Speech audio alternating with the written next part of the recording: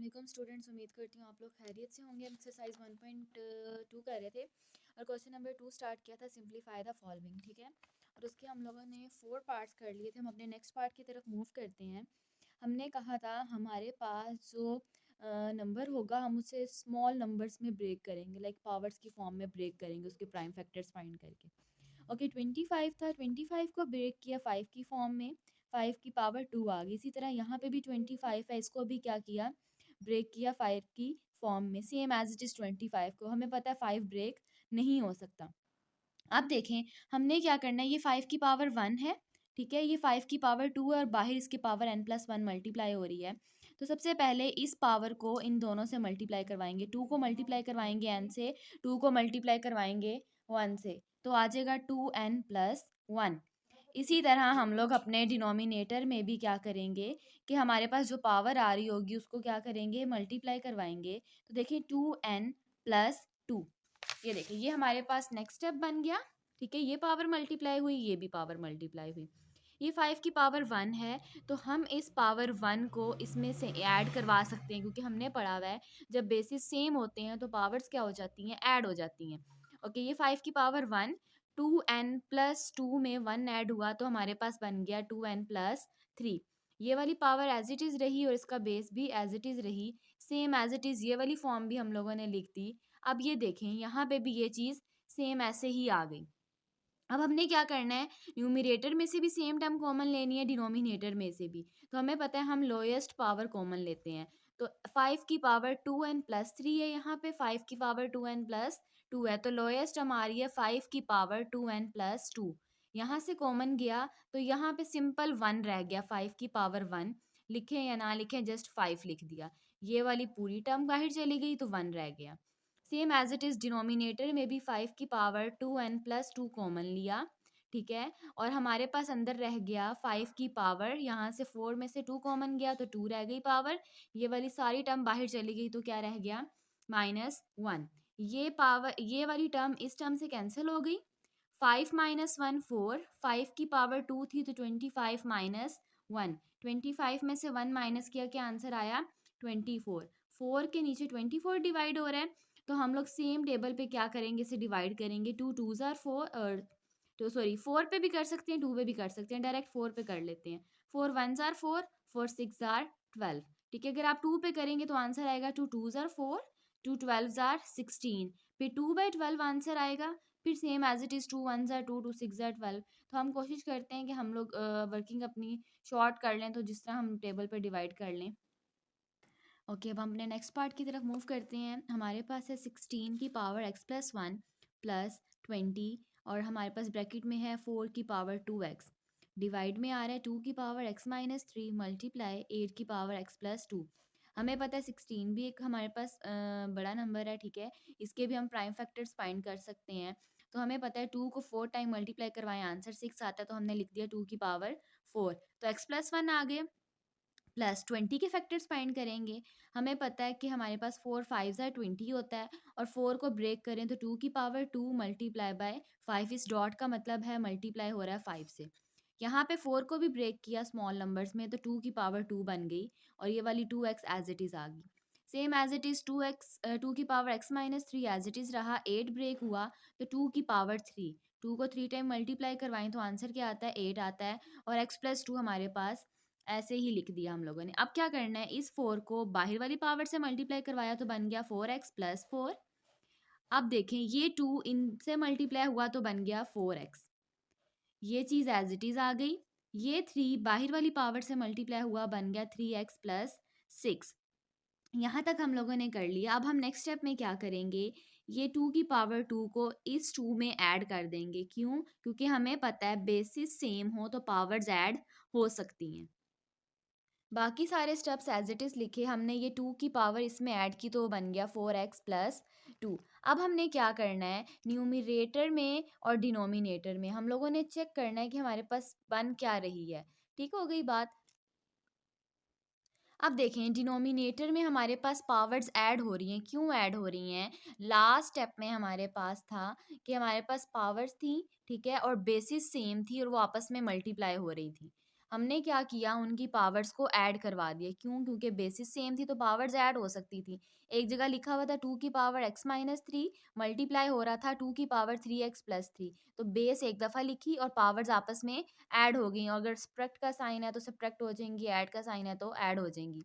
ये टर्म भी as it is, ये वाली दोनों टर्म्स भी एज इट इज़ आ गई। अब देखें x और ये 3x क्या बन गया, 4x माइनस 3 प्लस 6, आंसर क्या आया, प्लस 3।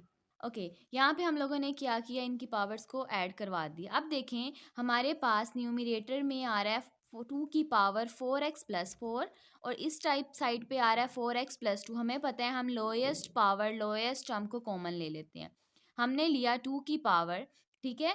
अब देखें कॉमन लेंगे तो हमारे पास डिनोमिनेटर में कुछ ना कुछ कैंसिल भी होना चाहिए। तो हमारे पास या तो आप लोग कॉमन लेके कर लें तब भी ठीक है, नहीं तो हमारे पास डिनोमिनेटर में एक टर्म आ रही है, हम दोनों के नीचे सेपरेटली उस टर्म को क्या करवा देते हैं, डिवाइड करवा देते हैं। 2x 2 की पावर 4x प्लस 4 डिवाइड में आ गया 2 की पावर 4x प्लस 3, प्लस का साइन 5 मल्टीप्लाई हो रहा है 2 की पावर 4x प्लस 2 से, डिवाइड में आ गया 2 की पावर 4x प्लस 3।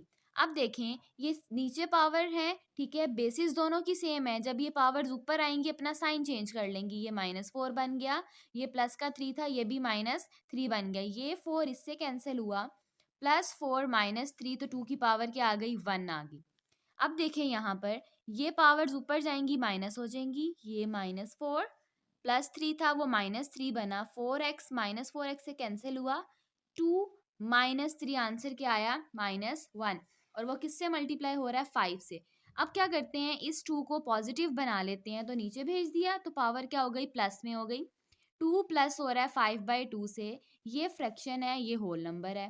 तभी फ्रैक्शन किसी भी होल नंबर में ऐड हो सकती है जब दूसरी होल नंबर के नीचे भी कोई ना कोई डिनोमिनेटर हो और वो क्या हो, उसके साथ सेम हो। अब 2 के पास कोई डिनोमिनेटर नहीं है तो 1 होगा, ठीक है। तो देखें ये एलसीएम क्या आया, 2 आया, 2 1s आर 2, तो वो जो आंसर 2 आया वो इस 4 से क्या हो गया, मल्टीप्लाई हो गया। 2 को 2 पे डिवाइड किया, आंसर 1 आया, 1 इस 5 से क्या हो गया, मल्टीप्लाई हुआ तो 5 आ गया। 4 + 5 9, 9 डिवाइडेड बाई 2। ये हमारे पास था इस क्वेश्चन का सिंप्लीफाई फॉर्म। हम लोगों ने क्या किया, सिंपल वे में हाईएस्ट नंबर्स को लोएस्ट फॉर्म में कन्वर्ट किया, पावर्स की फॉर्म में प्राइम फैक्टर्स फाइंड करके पावर्स को ऐड सब्ट्रैक्ट करवाया, कैंसिल करवाया और हमारे पास ये रिमेनिंग आंसर आ गया। हम नेक्स्ट पार्ट की तरफ मूव करते हैं। लिखा हुआ है 64 की पावर -2/3 डिवाइड 9 की पावर -3/2। सबसे पहले इनको स्मॉल नंबर्स में ब्रेक करते हैं। 64 4 को 3 टाइम मल्टीप्लाई करवाएं, आंसर 64 आता है। अगर आपको डायरेक्ट जुबानी नहीं याद, आप साइड पे प्राइम फैक्टर्स फाइंड करेंगे तो आपको पता चल जाएगा कि कौन सा नंबर कितनी दफ़ा मल्टीप्लाई होकर आता है। -2/3 डिवाइड एज इट इज 3 की पावर 2, बाहर पावर आ गई -3/2। ओके, ये पावर अंदर वाली बाहर वाली से मल्टीप्लाई हुई तो 3 3 से कैंसिल हो गया, 4 की पावर -2 रह गई, डिवाइड का साइन, ये 2 2 से कैंसिल हो गया तो हमारे पास पावर क्या रहेगी, -3। अब देखें हम क्या करते हैं, डिवाइड की फॉर्म में लिखते हैं, तो हमने ये लिख दिया डिवाइड में, ठीक है, सिंबल के थ्रू। आप फर्स्ट स्टेप में भी इसको डिवाइड में कन्वर्ट करवा सकते थे, नहीं तो आप इस तरह लेकर चल लें। दोनों वेज में आंसर क्या आएगा हमारे पास, सेम आएगा। ओके, ये 4 की पावर -2 है, इसको नीचे भेजेंगे प्लस में कन्वर्ट हो जाएगी। ये 3 की पावर -3 है, जब ये ऊपर आएगी तो ये प्लस में कन्वर्ट हो जाएगी। क्यों? क्योंकि हमने पावर्स हमेशा किस में रखनी होती हैं, पॉजिटिव फॉर्म में रखनी होती है। देखें 3 की पावर हमारे पास कहाँ आ गई, ऊपर आ गई, 4 की पावर नीचे चली गई। 3 को 3 टाइम मल्टीप्लाई करवाया 27 आंसर आया, 4 को 2 टाइम मल्टीप्लाई करवाया 16 आंसर आ गया। ये थी हमारे पास इस क्वेश्चन की सिंप्लीफाई फॉर्म। नाउ मूव करते हैं नेक्स्ट पार्ट की तरफ। 3 की पावर n मल्टीप्लाई 9 की पावर n+1, 3 की पावर n-1 मल्टीप्लाई 9 की पावर n-1। सबसे पहले इस 9 को स्मॉल नंबर्स में ब्रेक करते हैं, तो देखें 3 की पावर 2, 3 की पावर 2, डन हुआ यहाँ तक। अब क्या किया, इस 2 को बाहर वाली पावर से मल्टीप्लाई करवा दिया, ठीक है। अब देखिए हम लोगों ने पढ़ा था कि बेसिस सेम है और अगर वो मल्टीप्लाई हो रहे हैं तो पावर्स ऐड हो जाती हैं। इन दोनों की बेसिस क्या है, सेम है, तो ये पावर्स आपस में क्या हो जाएंगी, ऐड हो जाएंगी। Same as it is numerator में भी बेसिस सेम है तो पावर्स ऐड हो जाएंगी। n 2n में ऐड हुआ, 3n बन गया, +2 एज इट इज, +2n और ये n 3n बना, -1 -2 -3 बन गया। डिवाइड हो रहे हैं लेकिन बेसिस क्या है, सेम है, ठीक है। जब ये वाली पावर ऊपर आएगी इसके साइन चेंज हो जाएंगे। ओके, ये पावर्स ऊपर आई माइनस में कन्वर्ट हो गई, ये पावर -3n बन गई, ये -3 + 3 में कन्वर्ट हो गया, 3n इससे कैंसिल हो गया, 2 + 3 5 बन गया, और 3 को 5 टाइम मल्टीप्लाई करवाएं, आंसर क्या आता है 243।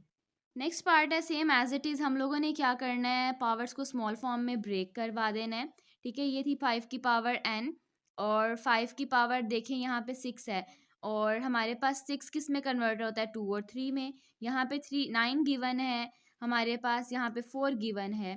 दोनों वेज ईजी हैं कि या तो आप लोग इनको स्मॉल नंबर्स में ब्रेक करवा दें, या फिर आप लोग क्या करें, यहाँ से 5 कॉमन ले लें, या 5 की कोई भी पावर कॉमन ले लें। हम यहाँ पे क्या कर रहे हैं, 5 की पावर n कॉमन ले रही हूँ मैं, यहाँ से 5 की पावर n कॉमन आ गई, ठीक है। तो हमारे पास क्या रह गया, 5 की पावर 3 -6 5 की पावर 1, ठीक है। हमने 5 की पावर n क्यों कॉमन ली, क्योंकि न्यूमरेटर में 5 की पावर n कॉमन आ रही है, तो वो इजीली कैंसिल हो सकती है।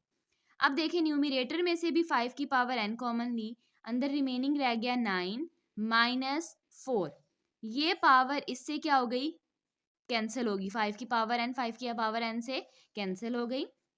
5 को 3 टाइम मल्टीप्लाई करवाएंगे, जो आंसर आएगा उसको माइनस करवाएंगे 6 5 जार 30 से, सेम एज इट इज 9 में से 4 माइनस किया, आंसर क्या आया 5। ओके, 5 को 3 टाइम मल्टीप्लाई करवाया 125 आया, -6 मल्टीप्लाई हो रहा है 5 से, यहाँ पे पॉइंट नहीं है, ये मल्टीप्लाई का साइन है, तो 6 5 जार 30, और 9 में से 4 माइनस किया तो आंसर क्या आया था हमारे पास 5। 125 में से 30 माइनस किया 95 डिवाइडेड बाय 5। 5 के टेबल में ये कैंसिल करवाते हैं, 5 1 जार 5, 5 1 जार 5, 4 बचा, 5 9 जार 45, तो 19 हमारे पास क्या आ गया, इसका आंसर आ गया।